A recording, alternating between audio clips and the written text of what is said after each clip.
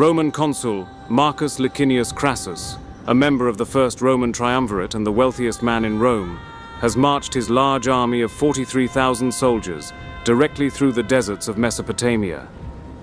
Crassus had been enticed by the prospect of military glory and riches, and as such, has opted to invade the lands of the great Parthian Empire. In light of his ambition and confidence, Crassus has embarked on this campaign without official consent of the Roman Senate, and thus he had raised the army through his own funds.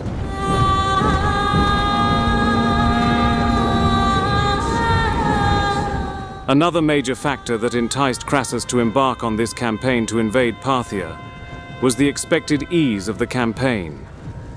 The Roman legions had easily crushed the numerically superior armies of other eastern powers such as Pontus and Armenia, and Crassus expected Parthia to be no different.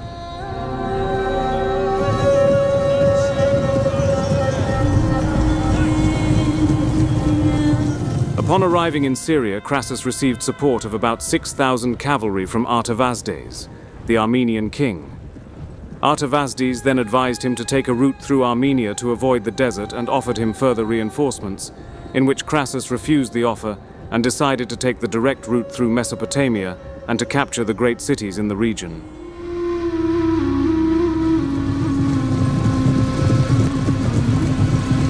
In response to this unprovoked invasion, the Parthian king, Orodes II, divided his forces and took most of his army, mainly infantry, with foot archers and a small amount of cavalry, and invaded Armenia to punish them for their alliance with the Romans.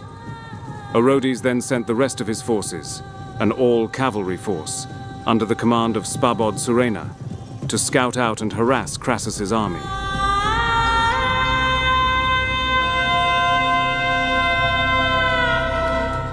Orodes did not anticipate that Surena's heavily outnumbered force would be able to even challenge Crassus's force, let alone defeat them. Orodes merely wanted Surena to harass and delay the Romans. Philosopher Plutarch described Surena's force as 1,000 mail-clad horsemen and a still greater number of light-armed cavalry. Including slaves and vassals, Surena's expedition numbered 10,000 in total, supported by a baggage train of 1,000 camels, whom carried supplies, primarily caches of arrows.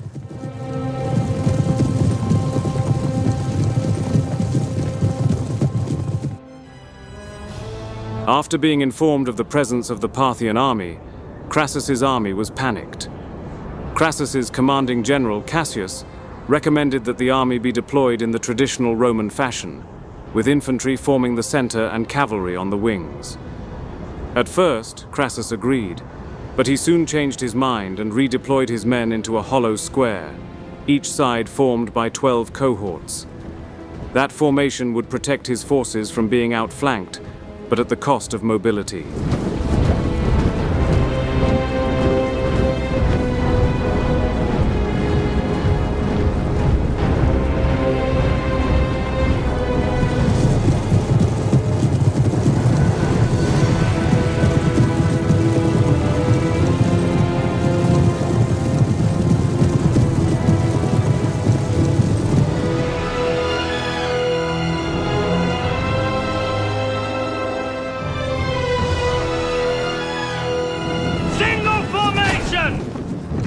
The Parthians had been stalking the Roman army and, completely oblivious to Crassus and his men, they had walked right into a trap.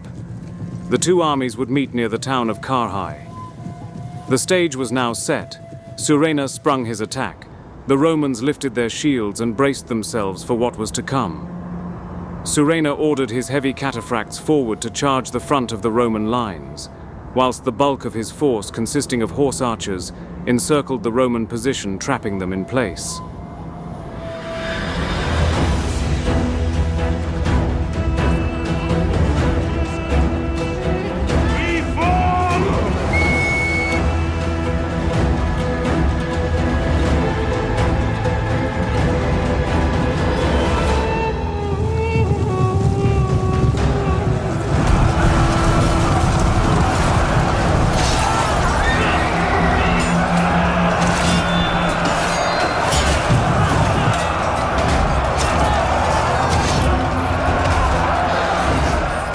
The Parthian cataphracts, after loosening up the Romans' defensive formation, withdraw in good order.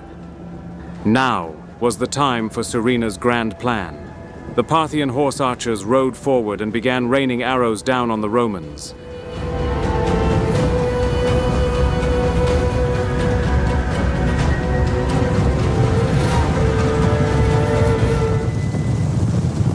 Completely surrounded from all sides by swift riders, the Roman infantry were not quick enough to pursue the Parthian light cavalry and were forced to stay in formation. Form testudo!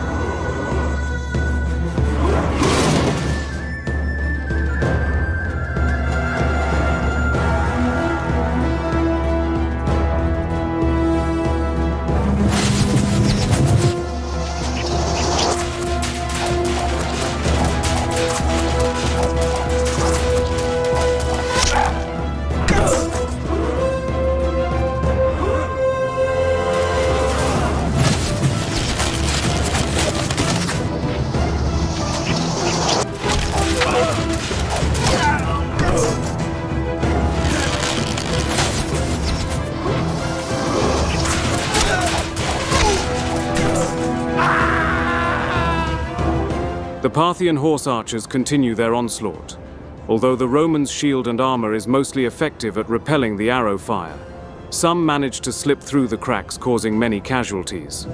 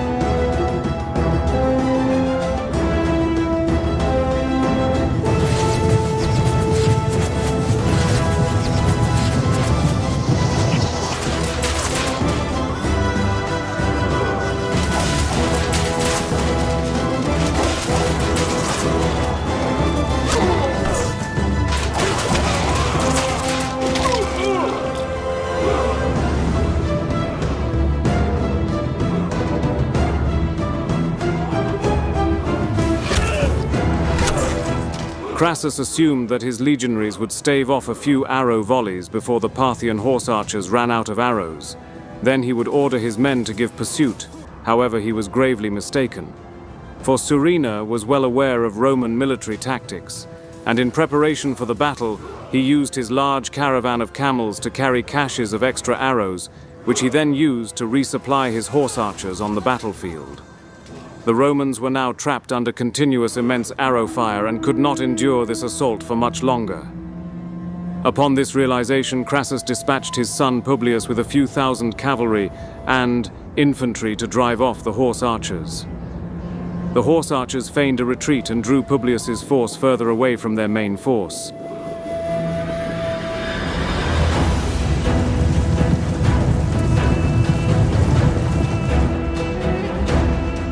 Once Publius and his men were sufficiently separated from the rest of the army, the Parthian cataphracts turned and confronted them, while the horse archers cut off their retreat. In the ensuing combat, Publius and his men fought bravely, but their inferiority against the heavy Parthian cataphract was evident.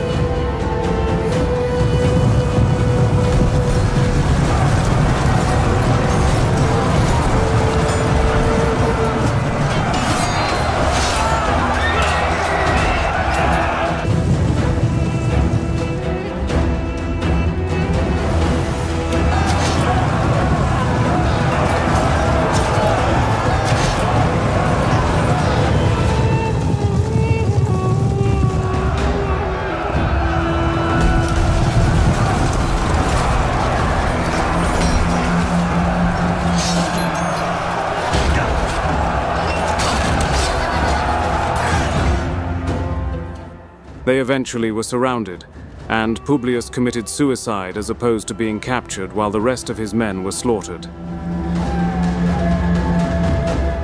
Crassus, unaware of his son's fate but realizing that Publius was in danger, ordered a general advance. He was confronted with the sight of his son's head on a spear.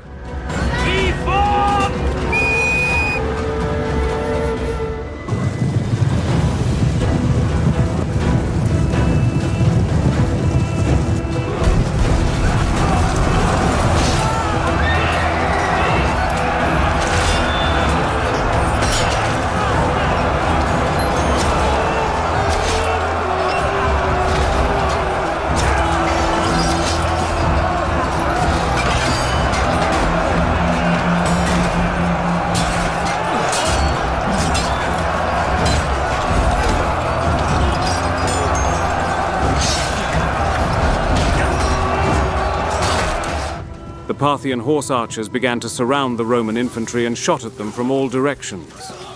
Meanwhile, the cataphracts mounted a series of charges against the disorganized Romans. As the day came to a close, the Parthians withdrew back to their camp. The onslaught did not cease until nightfall, with the Romans having suffered heavy casualties. Crassus, deeply shaken and distraught by his son's death, was relinquished of his command by fellow Roman officers, whom gathered the surviving Roman soldiers and ordered a retreat to the nearby town of Carrhae, leaving behind 4,000 Roman soldiers to fend for themselves. The following morning, Suraena sent his cataphracts to finish off the few thousand wounded Roman soldiers whom were left to die, cutting them down without much of a fight. Suraena then sent an envoy to Carrhae, looking to negotiate with Crassus. Suraena proposed a truce to allow the Roman army to return to Syria safely in exchange for Rome giving up all territory east of the Euphrates. Suraena either sent an embassy to the Romans by the hills, or went himself to state he wanted a peace conference on an evacuation. Crassus was reluctant to meet with the Parthians, but his troops threatened to mutiny otherwise. It was reported that at the meeting, a Parthian pulled at Crassus's reins and sparked violence in which Crassus and his generals were killed. After his death, the Parthians allegedly poured molten gold down Crassus's throat in a symbolic gesture mocking his renowned greed. The remaining Romans at Carrhae attempted to flee, but most were captured or killed.